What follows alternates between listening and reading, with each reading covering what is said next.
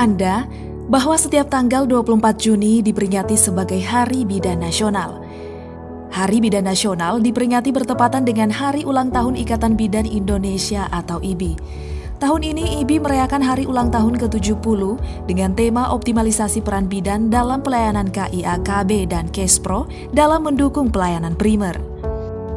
Terbentuknya Hari Bidan Nasional berawal dari konferensi bidan pertama di Jakarta pada tanggal 24 Juni 1951 atas prakarsa para bidan senior yang berdomisili di Jakarta. Dalam konferensi tersebut, telah dirumuskan tujuan IBI, yaitu menggalang persatuan dan persaudaraan antar sesama bidan, membina pengetahuan dan keterampilan anggota profesi kebidanan, membantu pemerintah dalam pembangunan nasional, serta meningkatkan martabat dan kedudukan bidan dalam masyarakat. Seperti yang kita tahu, bidan merupakan seseorang yang telah mengikuti program pendidikan bidan yang diakui di negaranya dan telah lulus dari kebidanan. Secara umum, bertugas sebagai tenaga kesehatan profesional yang membantu wanita mulai sejak masa kehamilan hingga melahirkan. Lalu seperti apa tanggapan dari para bidan? Berikut wawancara kami dalam liputan khusus Polewali Mandar TV.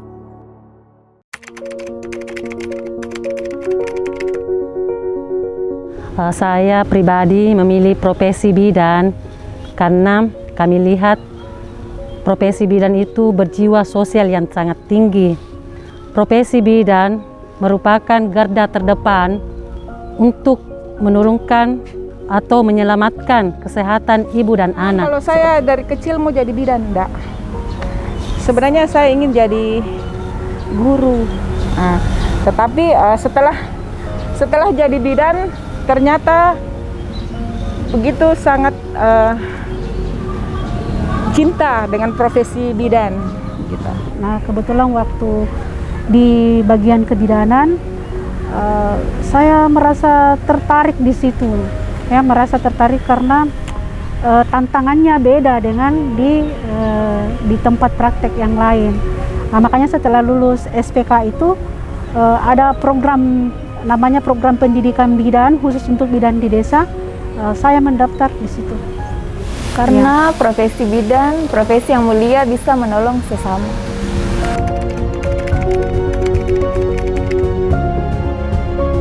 ...1997 yang lalu, umur saya masih 19 tahun, kami ditempatkan di daerah sangat terpencil, di mana bisa dibayangkan pada tahun itu kami ditempatkan di daerah terpencil, aksesnya sangat sulit, di mana harus kendaraan tidak ada, sulit, jadi kita hanya naik kuda, sementara kami tidak bisa naik kuda. Di desa terpencil itu kami harus memberikan pelayanan bukan hanya pada siang hari tetapi malam hari. Bisa kita bayangkan bagaimana kita menolong persalinan di malam hari hanya menggunakan penerangan dengan pelita karena tidak ada listrik. Saya tantangannya itu dari segi bahasa dulu. Apalagi saya bertugas di desa terpencil, waktu itu ada indeks desa tertinggal. Nah, kebetulan saya ditempatkan situ, desa Pusui. Pengalaman saya dengan bahasa ya, ibu kepala desa saya tinggal itu enggak ngerti sama sekali bahasa Indonesia. Saya juga sama sekali enggak ngerti bahasa Mandar. Nah, ketika saya minta sisir, pinjam sisir, Bu ada enggak sisir? Saya dibawakan sikat gigi. Sisir, bukan, sehingga saya pakai, jadi saya menggunakan bahasa tubuh, berkomunikasi dengan dia bahasa tubuh. Ketika mendapat cemoohan dari keluarga pasien yang pasiennya ingin dirujuk tapi keluarganya menolak untuk dirujuk. Nah, sedangkan sukanya kami bertugas di desa, betul-betul masyarakat sangat menjunjung dan menghargai sebagai seorang bidan. Akhirnya kami sangat suka dengan hal ini. Dengan sendirinya lah kami bertahan bertahun-tahun bisa bertugas di desa. Ketika saya berkunjung di desa, berkunjung ke rumah ibu itu, mereka memberikan saya buah tangan seperti pisang, kopi, hasil bumi lah, ubi. Itu yang paling saya suka. Di Pustu pada saat itu ada ibu melahirkan, ditolong oleh dukun, keluar itu rahimnya. Karena saya ini bidang baru, saya masih belum melihat seperti apa yang namanya rahim keluar. Saya dengan spontan masukkan saja itu yang saya lihat keluar. Padahal alhamdulillah tindakan saya benar bahwa itu adalah namanya prolapsus uteri, di mana kita harus memasukkan kembali rahim yang keluar itu. Ada pasien yang sampai loncat dari tempat tidur, bahkan ada yang ingin bunuh diri karena tidak tahannya dengan kontraksinya, terutama yang anak pertama.